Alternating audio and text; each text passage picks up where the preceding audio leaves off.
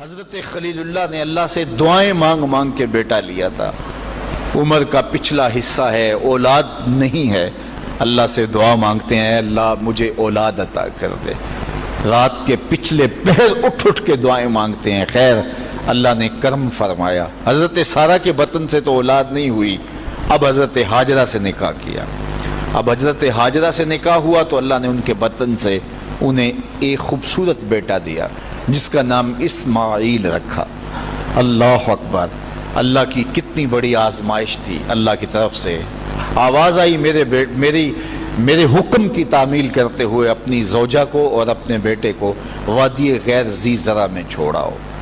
تو پھر وہ آج جہاں کعبۃ اللہ ہے، یہاں پہاڑوں کے بیچ حضرت ہاجرہ کو چھوڑ کے حضرت خلیل اللہ واپس چلے گئے۔ اور پھر جب حضرت اسماعیل علیہ السلام کی عمر 13 سال ہوئی تو ایک بار ملنے آئے تو حضرت خلیل اللہ کو حکم ہوا، خواب آئی اور خواب میں یہ حکم ہوا۔ نبیوں کی خواب بمنزلہ وحی ہوتی ہے۔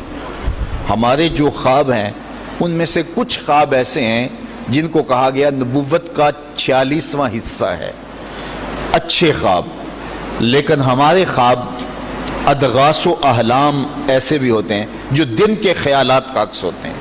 کچھ ہمارے خواب ایسے ہوتے ہیں کہ جو شیطان کی طرف سے ہمارے اوپر ہوتے ہیں، شیطانی خیالات کا عکس ہوتے ہیں، لیکن کچھ خواب ایسے ہوتے ہیں کہ جو ہے وہ اچھے اور صالح خواب ہوتے ہیں۔ لیکن نبی کا کوئی خواب ادغاث احلام نہیں ہوتا، نبی کا کوئی خواب جو ہے وہ شیطانی خیال کا نتیجہ نہیں ہوتا، اس لیے کہ نبی پر شیطان وسوسہ اندازی نہیں کر سکتا، اور اگر اس امکان کو مان لیا جائے تو ساری شریعت مشکوک ہو جاتی ہے۔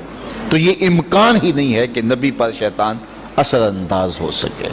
اللہ اکبر، نبی تو نبی رہا، نبی کے سچے غلام جو ہیں شیطان تو ان کے راستے میں رکاوٹ نہیں ڈال سکتا جب وہ اللہ کی طرف سے دیے ہوئے تقوی سے مالا مال ہو جاتے ہیں۔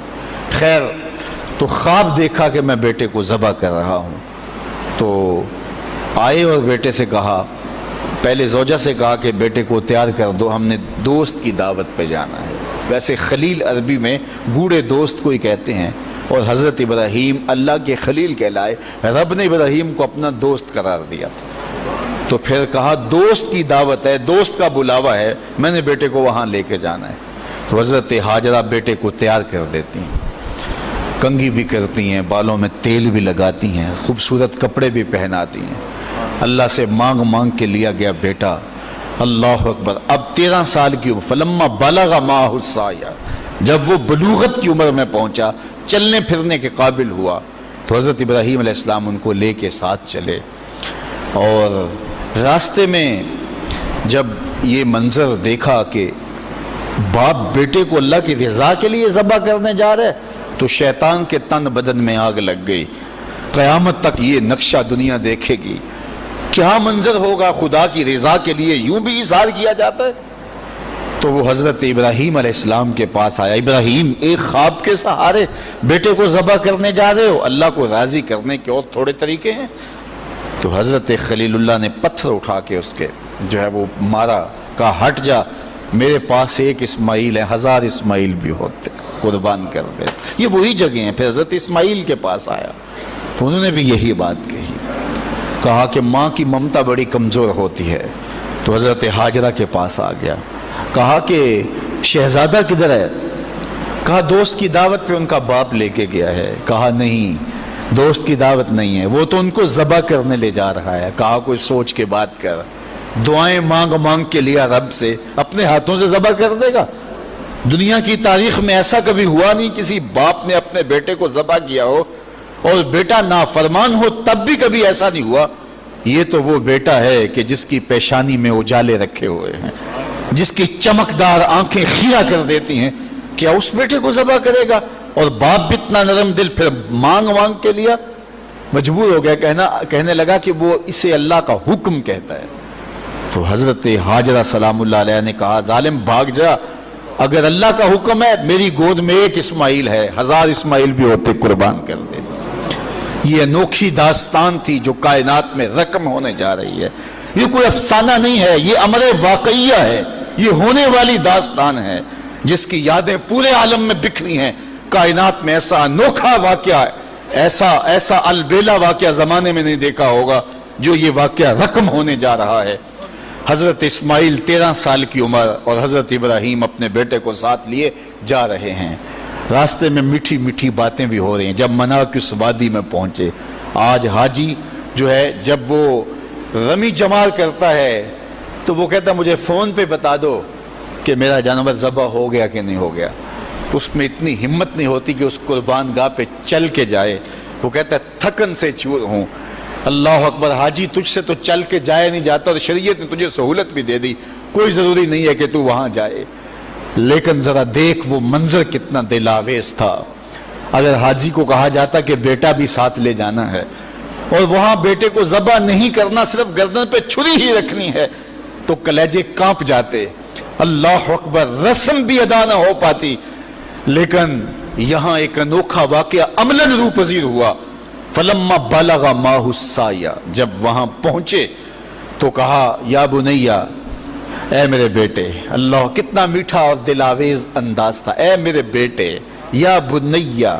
یا بنی نہیں کہا، میرے بیٹے نہیں کہا، بیٹے نہیں کہا، یا بنیا، اے میرے بیٹے.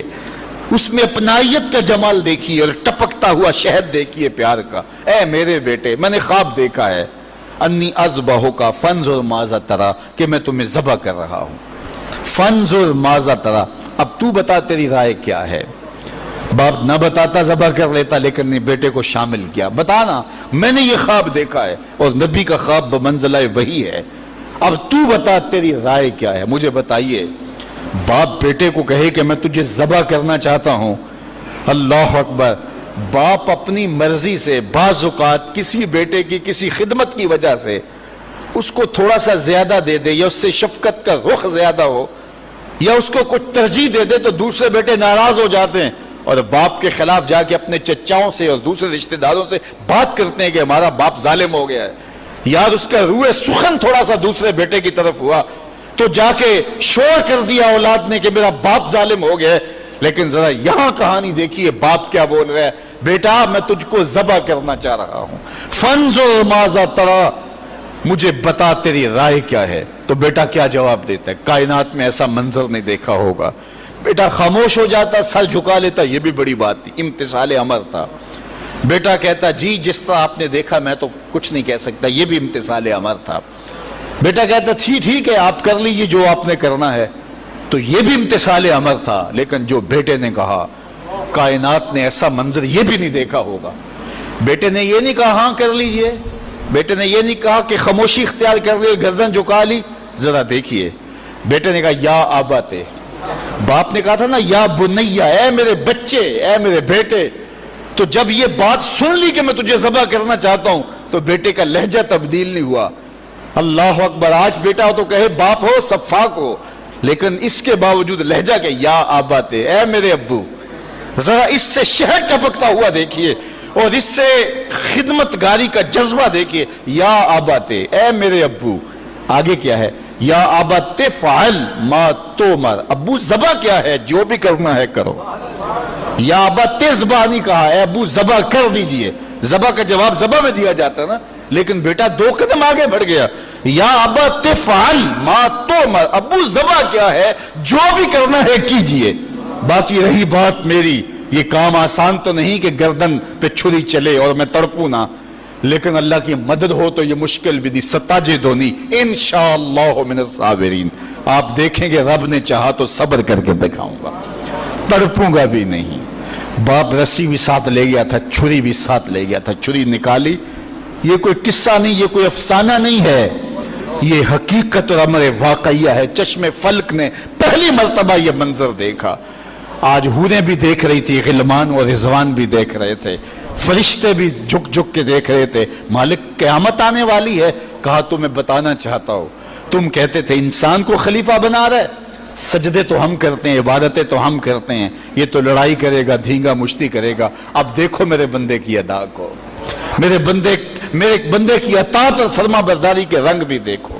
اللہ اکبر. باپ نے بیٹے کو لٹایا، رسیوں سے بدن جکڑ لیا، ہاتھ میں چھری پکڑی ہے. اللہ اکبر.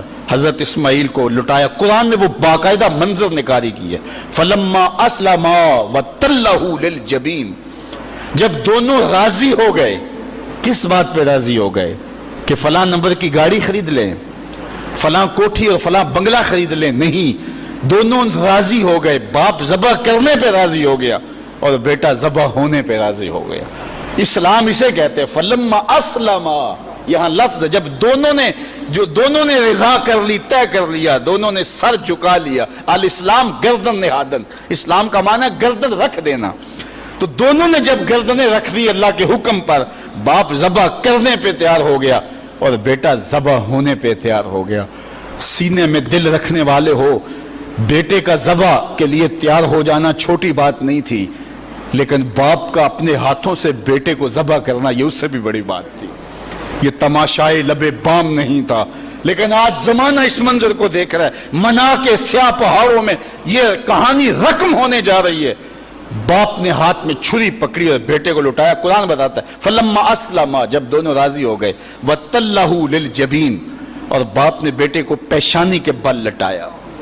اس پر مفسرین نے دو باتیں کی ہیں. للجبین کا معنی کیا ہے کہ پیشانی کے بل لٹایا، پیچھے سے ذبح کرنا چاہ رہے تھے. اور دوسرا یہ ہے کہ جس طرح جانور کو ذبح کیا جاتا ہے تو اس کی گردن کو بل دے کر کے ماتھا زمین پہ لگایا جاتا ہے کہ رگیں تن جائیں اور گردن کھل جائے تاکہ ذبح کرنے میں آسانی ہو. تو کہا کہ گردن کو جو ہے وہ کشادہ کرنے کے لیے آپ کا نازک گلا گھما کر کے پیشانی پہاڑ پتھر کے ساتھ لگائی اور رگیں تن گئی. پورا بدن جکڑا تھا رسیوں سے، اور حضرت اسماعیل نے، ابراہیم نے خود بھی پٹی باندھی تھی کہ یہ منظر اتنا آسان تو نہیں ہے. اللہ اکبر. اچانک حضرت اسماعیل نے کہا ابا جان میری رسیاں کھول دو. بیٹا کیا ہوا؟ کہا کھول دو رسیاں. بیٹا ابھی تو کہہ رہے تھے یا ابا تفعل ما تؤمر، جو کرنا ہے کیجئے، اب کیا بول رہے ہو؟ کہا کل کا مورخ لکھے گا باپ ذبح کرنا چاہتا تھا، بیٹا ذبح ہونا نہیں چاہتا تھا. باپ نے باندھ کے کیا ہے. کھول دو رسیاں، نہیں تڑپوں گا. رسیاں کھول دی گئیں. حضرت ابراہیم نے ہاتھ میں چھری پکڑی ہے لیکن پٹی برابر بندھی ہے. بیٹے فلما اسلما وتلہ للجبین. اللہ اکبر. تو پوری قوت کے ساتھ چھری کو نازک ریشم جیسی گردن پہ رکھا. ابراہیم تیرے حوصلے پہ قربان، اسماعیل تیری فرما برداری پہ قربان. اقبال بولے یہ فیضان نظر تھا یا کہ مکتب کی کرامت تھی، سکھائے کس نے اسماعیل کو آداب فرزند. بیٹا لیٹا ہے، رسیاں بھی کھلی ہیں، تڑپتا بھی نہیں ہے، آہو فغاں بھی نہیں کرتا، آنکھوں میں آنسو بھی نہیں ہیں. باپ نے ہاتھ میں چھری پکڑی ہے، بیٹے کی نازک ریشم جیسی گردن پہ رکھی اور پوری قوت سے چھری کو دبا دیا. لیکن ہوا کیا کہ ایک بال بھی نہیں کٹا. چھری کو پاس پڑے پتھر پہ مارا. لکڑی پڑی تھی، پتھر پڑا تھا، مارا، وہ کٹ گیا. لما تقطعی یا سکین، اے سکین ہے چھری تو کیوں نہیں کاٹتی؟ اللہ اکبر. چھری نے زبان حال سے آواز دی ابراہیم الخلیل یامرنی والجلیل ینہانی. خلیل مجھے ایک بار کاٹنے کا کہتا ہے، وہ خلیل، وہ کبیر، وہ رب، وہ جلیل 70 بار کہتا ہے، خبردار ایک بال بھی کاٹا. کہا تیرا کام تو کاٹنا تھا. چھری بولی آگ کا کام بھی تو جلانا تھا. جس نے آگ کو جلانے سے روکا آج اس نے مجھے کاٹنے سے روک دیا. سمجھے اس سے یہ بھی تو نتیجہ نکل سکتا ہے چلو جان چھوٹی، میرا قصور تو نہیں تھا، لیکن اللہ کے حکم کو پورا کرنے کا جذبہ تھا. پتہ نہیں دل میں کیا بات آ گئی کہ چھری کو روک دیا گیا. پھر استغفار پڑا اور چھری تیز کی اور گردن پہ رکھ کے پورا زور لگا دیا. گردن کٹ گئی، خون بہنے لگا. خوش ہو گئے کہ بڑا کام تھا کر گزرا. جلدی جلدی پٹی کھولی تو دیکھا ذبح ہونے والا بیٹا نہیں دمبا تھا. اللہ اکبر. دمبا پڑا تھا اور بیٹا پاس کھڑا مسکرا رہا تھا. تو حضرت خلیل کی زبان سے بے ساختہ نکلا اللہ اکبر. تو حضرت اسماعیل بولے لا الہ الا اللہ واللہ اکبر. پاس جبریل کھڑے تھے، کہا اللہ اکبر وللہ الحمد. آواز آئی فلما اسلما وتلہ للجبین وَنَادَيْنَاهُ أَن يَا إِبْرَاهِيمُ قَدْ صَدَّقْتَ الرُّؤْيَا إِنَّا كَذَلِكَ نَجْزِي الْمُحْسِنِينَ. آواز آئی ابراہیم تو نے واقعی خواب پورا کر دکھایا. تو نے تو اپنے گمان میں بیٹے کی گردن پہ چھری چلائی، لیکن یہ ہم نے اس وقفے میں دھمبا رکھ دیا. تم نے واقعی خواب پورا کر دکھایا. وَفَدَيْنَاهُ بِذِبْحٍ عَظِيمٍ. ہم نے ان کے جو ہے بدلے میں ایک دمبا دے دیا اور ہم نے اس کو پچھلوں کے لیے سنت رکھ دیا. آج منا کی وادی میں حاجی وہاں جا کے دمبے کی گردن پہ چھری پھیر رہا ہوتا ہے.